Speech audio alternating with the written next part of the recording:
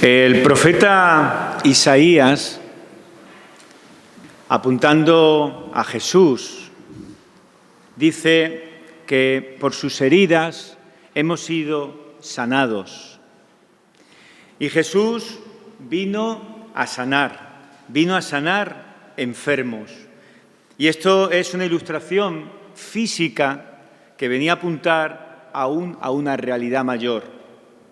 Porque lo que significa la sanidad de la Biblia es distinto a lo que nosotros entendemos como ser sanados.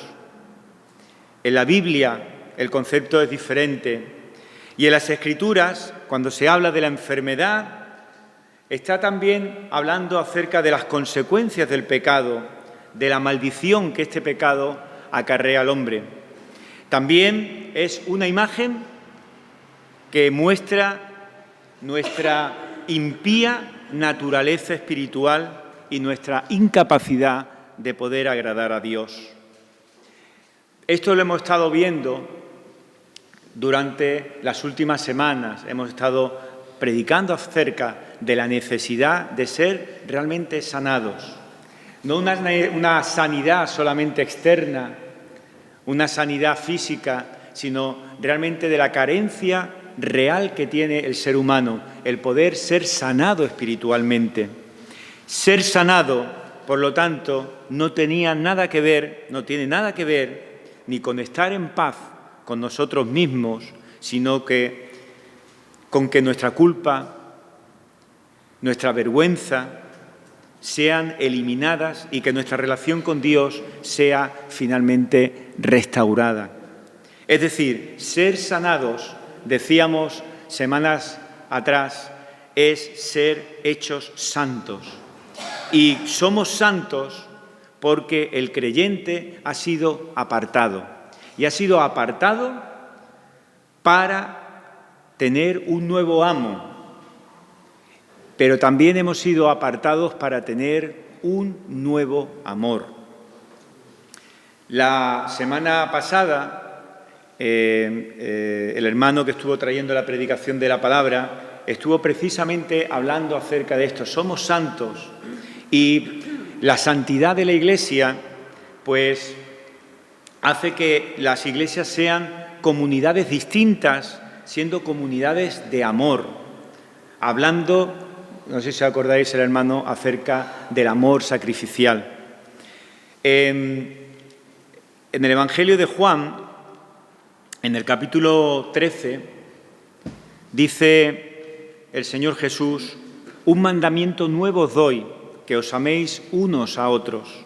Como yo os he amado, que también os améis unos a otros. En esto conocerán que sois mis discípulos. Pues en esta mañana quería precisamente hablar acerca del amor, no de un amor cualquiera, no del concepto de amor que muchas veces cada uno de nosotros tenemos puesto en nuestra cabeza, sino que hablar acerca del amor de Dios, ir directamente a la fuente única y verdadera de donde emana el amor. Pero antes de ir al texto que en esta mañana había cogido para compartir con vosotros, cuando estábamos hablando de que hemos sido apartados para tener un nuevo amor, es interesante de que nos podamos hacer una pregunta que seguro que todos nosotros nos la hemos hecho. Algunos incluso pueden seguir haciéndose esa pregunta. ¿Cómo puedes estar seguro de que has nacido de nuevo? ¿Cómo puedes estar seguro de que has nacido de nuevo? Pues puedes saberlo por la persona a la que amas. Algo muy básico que viene a caracterizar al hombre caído, al impío, al que está caminando, como decíamos la semana pasada, a espaldas de Dios, es que estas criaturas pecadoras no aman a Dios, sino que se aman a sí mismas. Por lo tanto, ni aman a Dios, ni pueden amar a su prójimo. Nuestros corazones, el corazón del hombre natural, son corazones que necesitan recibir amor, pero muchas veces, o la gran mayoría de las veces, lo buscamos en lugares que son equivocados, en lugares erróneos. Por eso nuestros corazones, nos habla la palabra de Dios, que son corazones corruptos. Cuando buscamos el amor, preferimos el amor de las personas, el amor de las gentes, en vez del amor de Dios. ¿Y sabéis esto por qué ocurre? Porque las personas nos aceptan con nuestros pecados. Cuando estamos con un gran amigo, cuando estamos con algún familiar, pues somos aceptados incluso aunque sabemos de que no estás en una actitud de vida delante del Señor. Y eso hace que esta persona, pues incluso busque más o tenga quizás más la necesidad, entre comillas, de anhelar el amor de las personas antes incluso que el amor de Dios. Dios promete que nos ama a pesar de quienes somos, pero eso parece que no es suficiente para nosotros. Cuando nos convertimos, somos consagrados, somos, como hemos estado diciendo las últimas semanas, y el hermano a la hora de orar nos lo recordaba también, somos circuncidados y somos bautizados en Cristo, participando de esa manera de la vida de Dios. Dios permanece en nosotros y su amor se perfecciona en nosotros. Nuestro amor, por lo tanto, cambia. Él nos da una nueva naturaleza, una naturaleza que le ama, no solamente a Él, sino también nos hace que amemos a los demás.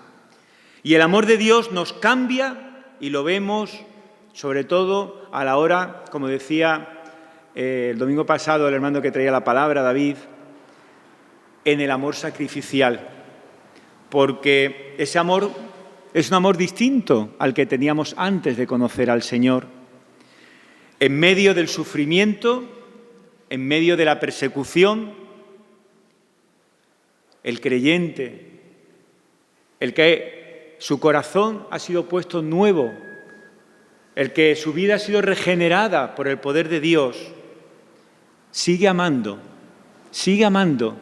a pesar de esa circunstancia. Cuando pecan contra nosotros, cuando nos hieren, cuando nos hacen daño, también somos llamados a amar. Y el creyente verdadero que tiene esa relación con Dios también sigue amando.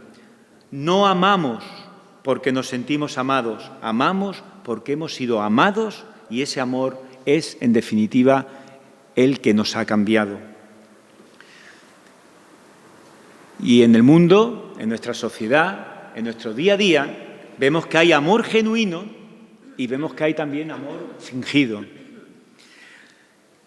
Aún gran parte incluso del amor que aparentemente puede parecer genuino proviene de fuentes incapaces de producir amor verdadero. Tal vez sea un amor bien intencionado, pero procede de esfuerzos humanos. Esfuerzos, por lo tanto, que nunca van a poder agradar a Dios.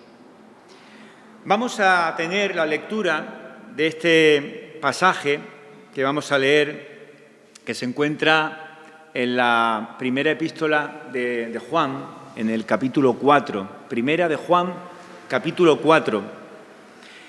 Y en este pasaje que vamos a leer, Juan viene a presentar la fuente verdadera del amor, la fuente única y verdadera de amor. Pero no solamente eso, sino que también Juan va a dar pruebas que debemos emplear para saber si el amor que uno profesa es el amor que realmente viene de Dios o es un amor que nosotros hemos generado y, por lo tanto, como decía antes, en ningún momento le puede agradar a Él. El pasaje está, vamos a leer desde el versículo 7, Primera de Juan, capítulo 4, versículo 7. Amados, amémonos unos a otros, porque el amor es de Dios.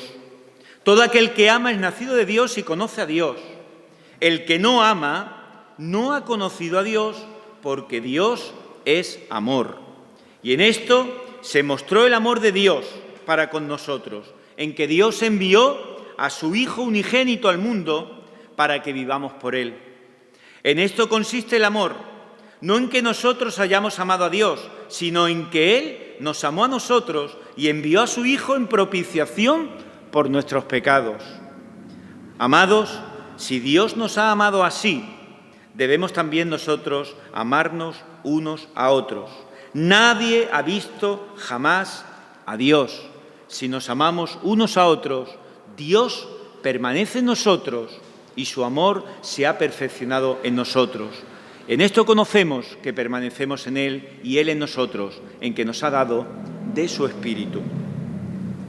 Pues dentro de esta carta, de esta epístola del apóstol, pues está claro que vemos con bastante frecuencia el uso del término amor.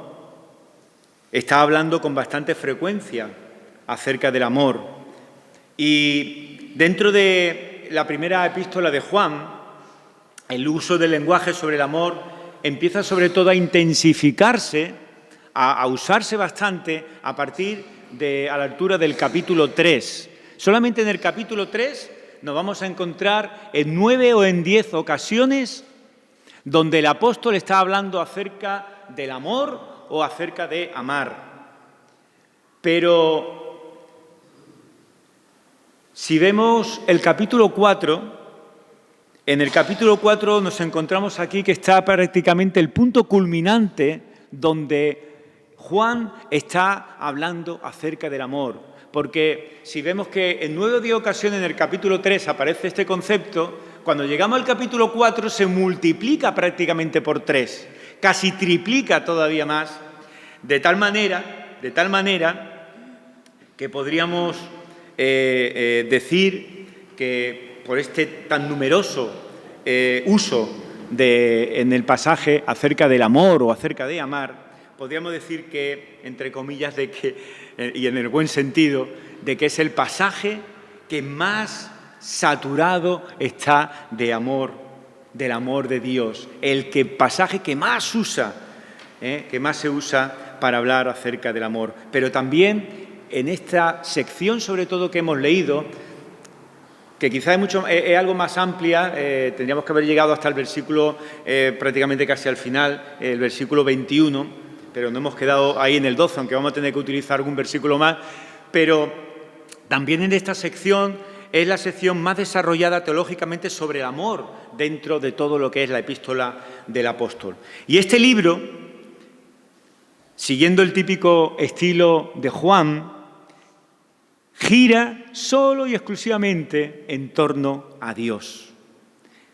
Y una verdad importante, el amor divino, el amor de Dios, nos habla que conduce a la misión del Hijo. Es decir, conocer el amor de Dios implica saber quién es Dios y qué ha hecho en Cristo. ¿Qué motivos, nos preguntamos, o qué motivos puede tener Juan para escribir tanto sobre el amor y llegar, como he dicho, a convertirse en el texto, ¿no?, el capítulo más saturado que habla acerca del amor de Dios? ¿Qué motivos puede tener Juan para escribir tanto sobre el amor en sus cartas? Pues precisamente en Primera de Juan, en toda la epístola, hay pistas que ayudan a explicar este énfasis en el amor. Mirad, escribe, y estamos hablando prácticamente ya ahora haciendo de alguna manera un resumen de todo lo que es el entorno, el contexto acerca del pasaje que hemos leído, pues escribe, si nos damos cuenta, a unas personas que son creyentes. Está escribiendo a creyentes en primer lugar.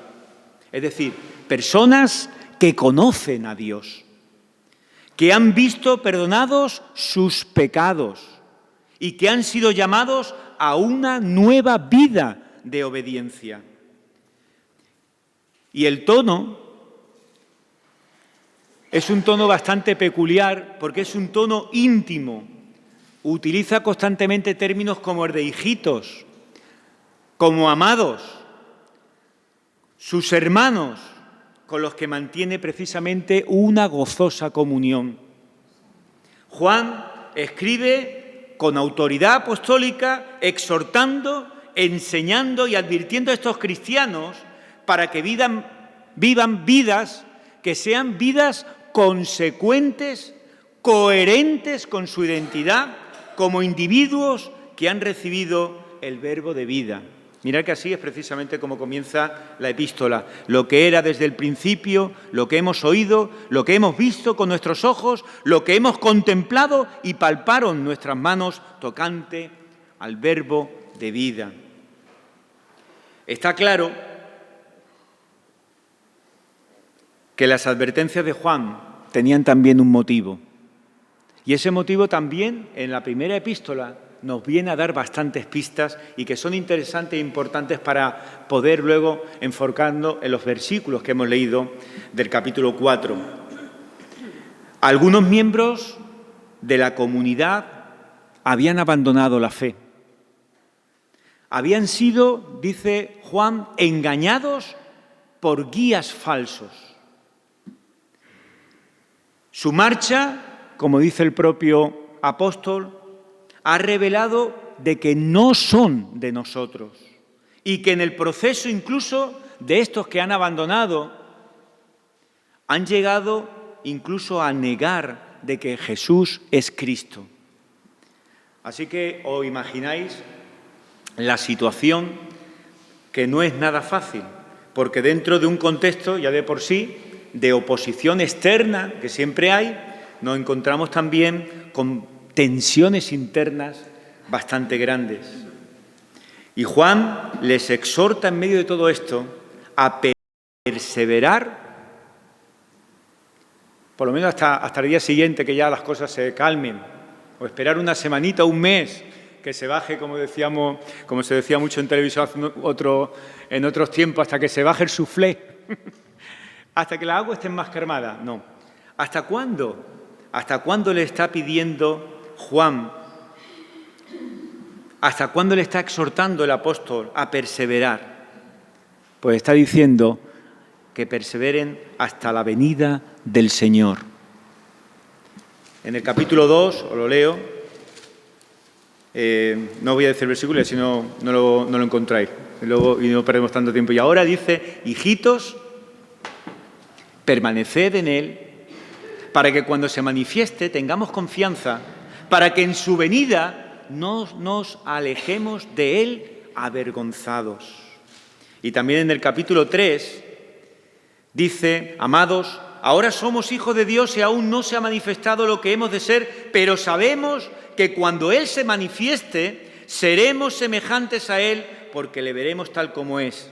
Y todo aquel que tiene esta esperanza en Él se purifica a sí mismo, así como Él es puro. Todo aquel que comete pecado infringe también la ley, pues el pecado es infracción de ley. Y sabéis que Él apareció para quitar nuestros pecados y no hay pecado en Él. Les está recordando que su identidad como hijos amados de Dios, ¿cuál es? Estos jueves precisamente estábamos hablando de algo también, ¿verdad?, de la identidad y la importancia de caminar conforme no a la identidad que yo tenía antes, sino a la identidad de aquel que tiene puestos los ojos en el Señor y ha cambiado por completo su vida. Y hablamos precisamente de que esa identidad pues no puede ser la misma en el caminar. Les recuerda que su identidad como hijos, muy amados de Dios, llamados a amarse unos a otros. Y este amor, el de amarse unos a otros, tendrá como modelo, ¿qué modelo puede tener? Tendrá como modelo el amor de Jesús y adopta la forma de obediencia a Dios, facultada por el Espíritu Santo.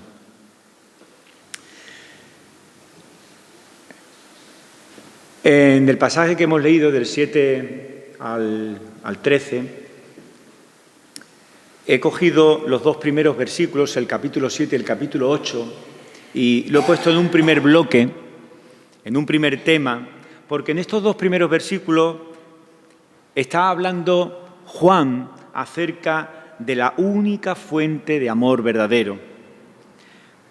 Y antes de la exhortación, pues mirar el texto en el versículo 7, porque comienza con un amados. Juan, que usa este término, aunque aquí lo hemos visto con cierta frecuencia, pero usa este término muy de vez en cuando, viene a ser un término, una apelación personal que el apóstol hace a unas personas que, como decía al principio, les son muy queridas. Les son muy queridas estas personas. Y ahora Juan les está invitando a sus lectores a participar de una labor. ¿De qué labor le está invitando a participar? La labor de amarse unos a otros. Y he dicho bien de que los está invitando, porque hay un detalle interesante en ese versículo 7. De una forma exclusiva, en el Nuevo Testamento, Juan está utilizando la palabra amémonos. ¿Qué significa eso? Pues que está utilizando esta palabra cuando lo más normal sería utilizar el lenguaje de amaros o amaos unos a otros. Es decir, ¿qué está haciendo Juan cuando dice amémonos? Está incluyéndose. Juan se incluye humildemente en la tarea de amar a otros. Aquí no hay, si os dais cuenta, ningún tipo de jerarquía, sino que ante esta exhortación el propio apóstol es el primero, el venerable apóstol, es el primero que se somete al llamamiento del amor, tanto como cualquier otra persona que está aún bajo su autoridad. ¿Y cuál es el motivo? El motivo por el cual deben de amar, ¿cuál es? Lo dice claramente el versículo 7. El motivo por el que deben de amar es que el amor es de Dios. Ese es el motivo, porque el amor es de Dios. Él es la fuente del amor. El amor se origina en la identidad del propio Dios. El amor no solo viene de Dios, sino que en sí mismo Dios es amor.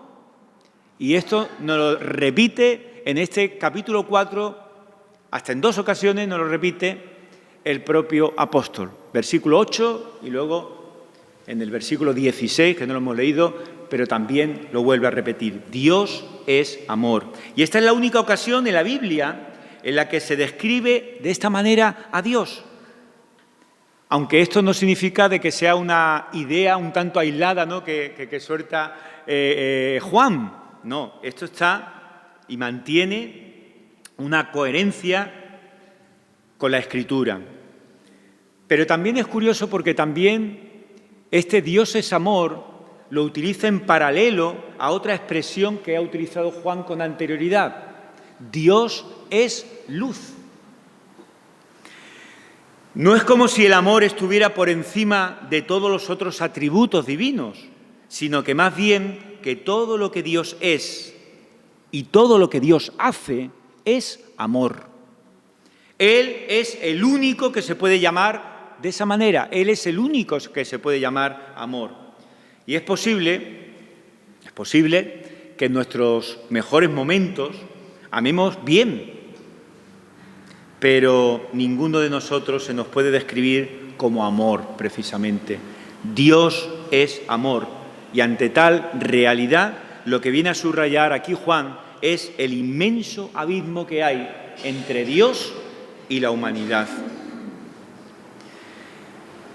El efecto del amor de Dios es que deben valorarlo, buscarlo y practicarlo todos aquellos que pertenecen a Dios.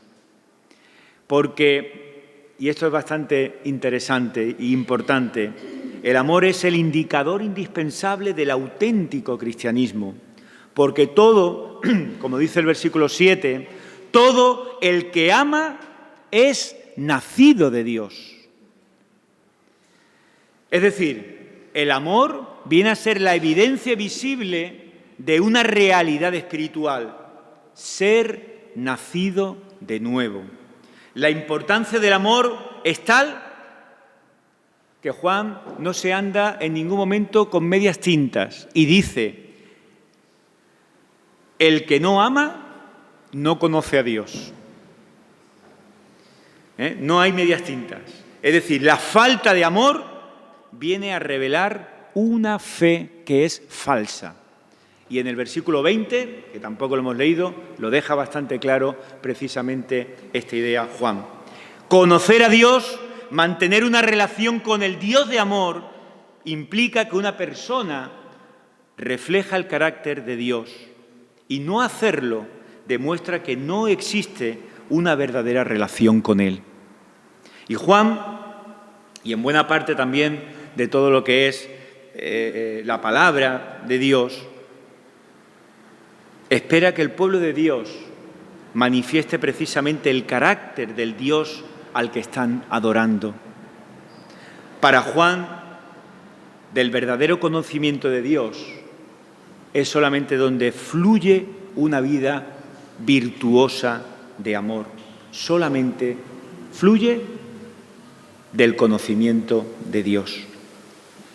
Así que después de haber visto estos primeros 2 versículos en este primer bloque de lo que es el amor o la fuente verdadera del amor, los versículos 9 y 10 habla acerca de lo que es el amor demostrado. El amor demostrado. De qué manera Dios revela su amor. Y en esos 2 versículos nos lo deja perfectamente claro. Vamos a leer el versículo 9 otra vez. Dice el versículo 9 de este capítulo 4: en esto se mostró el amor de Dios para con nosotros, en que Dios envió a su Hijo unigénito al mundo para que vivamos por Él.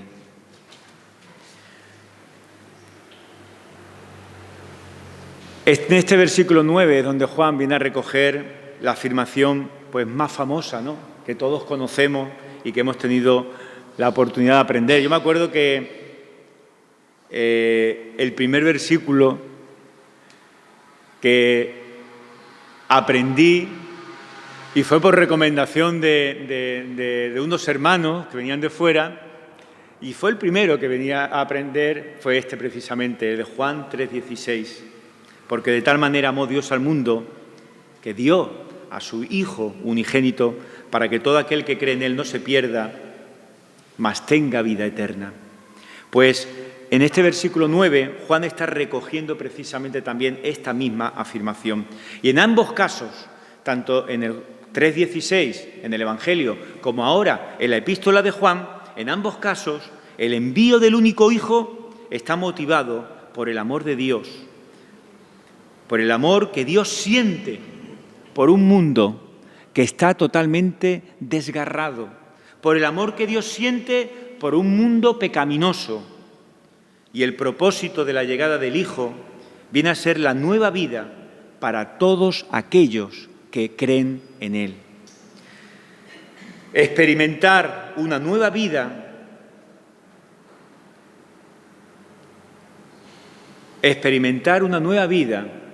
es porque ha venido gracias a que Dios, viendo la situación de cada uno de nosotros, viene, Él es el que toma la iniciativa y viene precisamente a cambiar nuestra situación. Existimos en un mundo, pues, pasajero, en un mundo que por mucho que podamos disfrutar de determinadas cosas, de determinados detalles, no quita que sea un mundo pasajero, oscuro, un mundo donde hay muchísimo odio, un mundo donde hay muerte. Y lo único que puede dar luz y lo único que puede dar vida es la manifestación del Hijo.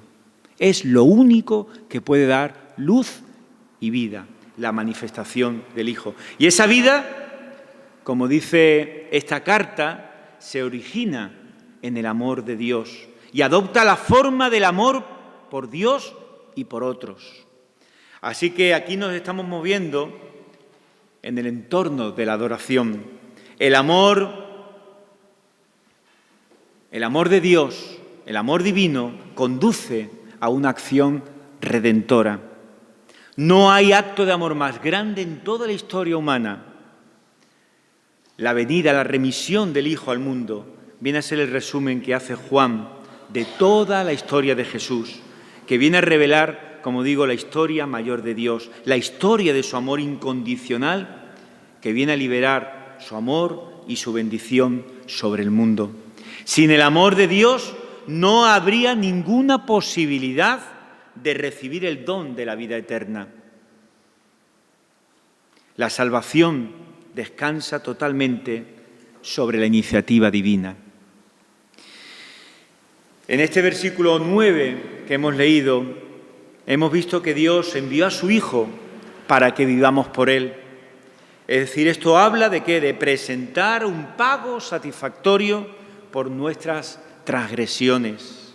Dios quedó satisfecho con el sacrificio de su bendito Hijo al morir en la cruz. En esta misma epístola, Juan dice en el capítulo 2, y Él es la propiciación por nuestros pecados, y no solamente por los nuestros, sino también por los de todo el mundo. El amor no consiste en que nosotros hayamos amado a Dios, sino en que Él nos ha amado a nosotros, porque no teníamos la capacidad de amar, y si hiciéramos algún esfuerzo que salga de nosotros, no tendría ningún valor delante de Dios. Era necesario que Él fuera el que tomara la iniciativa para producir algo satisfactorio, para darnos vida con la cual amar y para poner delante de nosotros un ejemplo perfecto de amor. Ante estas cosas que hemos visto en los versículos 7, 8, 9 y 10, y hemos tomado de alguna manera nota pues, de la manifestación del amor de Dios hacia nosotros por medio de la muerte de su Hijo, Juan nos anima, porque nos lo dice bastante claro, a que hagamos una reflexión una vez que somos conocedores de esto. Y nos dice que cómo vamos a responder a semejante expresión de amor de parte de Dios. ¿Vamos a quedarnos exactamente igual? ¿Nos da igual después de lo que hemos podido conocer, que ha sido revelado por su palabra acerca del amor divino? ¿Nos da igual? ¿De qué manera vamos a responder a semejante expresión de amor? Pues siendo que Dios nos amó tanto, es lógico que debemos, como dice el versículo 11, debemos amarnos unos a otros. Y vale la pena recalcar que esto no es un mandamiento ni vacío, ni tampoco imposible de cumplir. El que es amor, está morando en nosotros para capacitarnos a amar y nos motiva también a hacerlo, habiéndonos dado un ejemplo tan grande de ese amor incomparable. Así que el amor de Dios para con nosotros es el gran motivo de nuestro amor los unos a los otros, siendo nacidos de Dios y por lo tanto semejantes a nuestro Padre, que es amor. Así que en la medida en que apreciamos el amor de Dios, ese amor de Dios que tiene sobre cada uno de sus hijos, pues así le amamos a Él y también amaremos a nuestros hermanos que son hijos del mismo Dios, que son también embajadores, son representantes del Dios invisible también en este mundo. Así que si practicamos el amor hacia otros, esta es una evidencia de que Dios permanece en nosotros. Y su amor, como dice el versículo 12, se ha perfeccionado en nosotros. Así que, ante la respuesta del creyente a su amor, la respuesta es amando a sus hermanos, pero también habla en estos dos últimos versículos, en el 12 y en el 13, de la seguridad acerca de esto.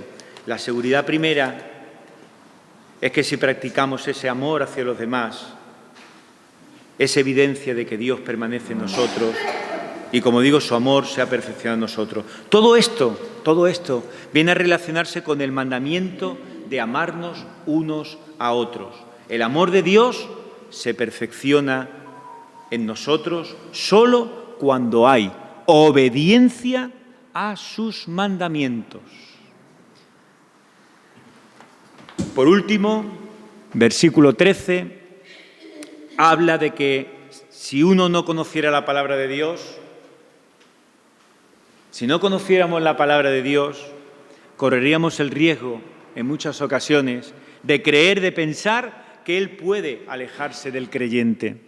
¿En cuántas ocasiones uno ha estado, por las circunstancias por las cuales puede pasar, y ha pensado y ha dicho: ¿dónde está el Señor ahora? ¿Dónde está el Señor en mi vida? No lo veo. No voy a contar, que siempre me encanta y me emocionó bastante desde pequeño, cuando escuchaba, desde jovencito, desde que escuchaba desde el púlpito lo de las huellas en la arena, ¿no? de la playa, que todos nosotros lo sabemos. No os voy a contar eso, pero ¿en cuántas ocasiones nos hemos podido hacer este tipo de preguntas? Y es la triste verdad de muchos cristianos que vienen a tener también esa duda. Cuando nuestro Señor Jesucristo prometió a sus discípulos que enviaría al Consolador, aclaró: y yo rogaré al Padre y os dará otro Consolador para que esté con vosotros para siempre, para siempre. Y después agregó, en el mismo contexto, que el Espíritu moraría y estaría en ellos. Así que la expresión para siempre lo que viene es a indicar que su estancia en nosotros es permanente. Es una bendición saber que nosotros permanecemos en Él y el Espíritu mismo, como dice el versículo 13, atestigua eso. Así que en esto, que dice literalmente el versículo 13, la señal que se nos concede de la morada de Dios en nosotros, aun cuando no lo vemos, a saber que nos ha dado de su Espíritu.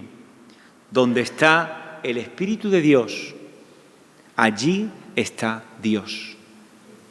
El amor, como dice Pablo a la iglesia de los Gálatas, el amor es primicias del Espíritu. Mas el fruto del Espíritu es amor, gozo, paz, paciencia, benignidad, bondad, fe. El amor es primicias del Espíritu. Y nosotros hemos visto y testificamos que el Padre ha enviado al Hijo, el Salvador del mundo. Todo aquel que confiese que Jesús es el Hijo de Dios, Dios permanece en Él y Él en Dios.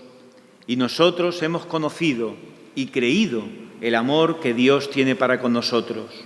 Dios es amor, y el que permanece en amor, permanece en Dios y Dios en Él. En esto se ha perfeccionado el amor en nosotros, para que tengamos confianza en el día del juicio, pues como Él es, así somos nosotros en este mundo. En el amor no hay temor, sino que el perfecto amor echa fuera el temor, porque el temor lleva en sí castigo, de donde el que teme no ha sido perfeccionado en el amor. Nosotros le amamos a Él, porque Él nos amó primero. Si alguno dice yo amo a Dios y aborrece a su hermano, es mentiroso, pues el que no ama a su hermano, a quien ha visto, ¿cómo puede amar a Dios a quien no ha visto? Y nosotros tenemos este mandamiento de Él: el que ama a Dios, ame también a su hermano. Pues que el Señor nos bendiga en esta mañana y damos gracias por su palabra y damos gracias por lo que el Señor, a través de esta epístola y este pasaje que hemos podido compartir, nos está exhortando a ser partícipes también del amor de Dios y del amor también con cada uno de nuestros hermanos. Nos vamos a despedir, pero me gustaría de que pudiéramos orar. Y tenemos también un cántico por ahí preparado. Pues, Señor y Padre, te quiero dar muchísimas gracias, porque como decíamos, eres tú el que has venido a sanar, Señor, nuestras heridas. Eres tú el que has venido a rescatar aquello que estaba perdido. Queremos dar gracias por tu Hijo. Queremos dar gracias por Él, por su obra redentora en la cruz. Gracias, Señor, por su sangre derramada allí. Gracias, Señor, porque ahora tú nos ves perfectos, sin mancha, porque nos estás viendo a través de esa sangre derramada en la cruz. Gracias por tu amor. Gracias por tu amor que es infinito. Gracias porque tú eres un Dios de misericordia, un Dios de justicia. Tú eres aquel que provee todo aquello que realmente necesitan nuestras vidas, Señor. Y eres tú el que nos capacitas para poder estar caminando contigo. Gracias. Te lo queremos pedir en el precioso nombre de tu Hijo Jesucristo. Amén, Señor.